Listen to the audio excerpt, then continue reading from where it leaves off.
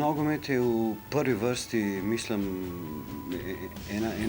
eno disciplinirano opravljanje posla, čisto povedano. To je sedaj ratal posel v vseh segmentih dojemanja nogometa kot takega. Ni več tako imenovanih outsiderskih ekip, katerih lahko z lahkoto premagaš. Prišli smo do momenta, da tudi igralci iz zadnje linije igrajo odgovorne naloge tudi v fazi napada, tako da tudi oni zadevajo.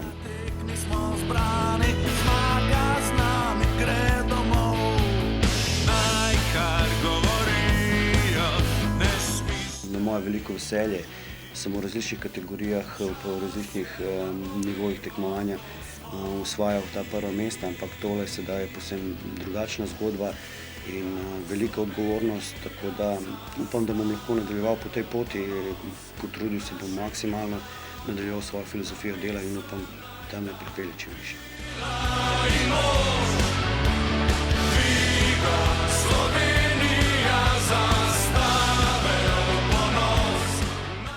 Dokaj se razlikujeta. V klubu si enostavno prisoten vsak dan in imaš na razpolago praktično igralce v vsakem trenutku, medtem ko reprezentantje prihajajo na zbore reprezentance po določenem času, vsakdo iz drugačnega okolja, z drugačnim sistemom treniranja, tako da je bistveno težje, mislim, vkomponirati in narediti harmonijo, kot se to dogaja v klubskem nogometu.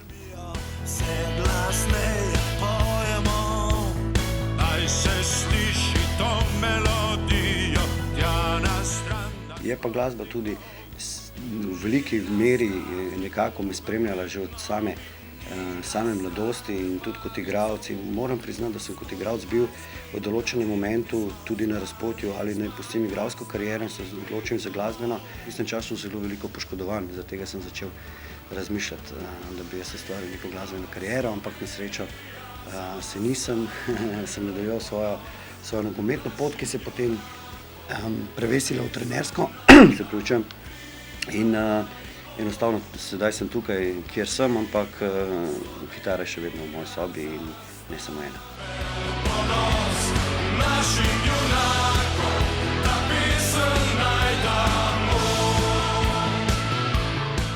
To ne, mislim, da so vse himne, ki so narejene za slovenske reprezentance, narejene na zelo visokem nivoju in tisti moji prijatelji, na vso srečo ti glasbeniki, so to naredili zelo dobro in zelo spevno in tako, da lahko se samo priključim, da odigramo nekaj skupaj, drugače pa ne bi jaz kaj mešal strinjati.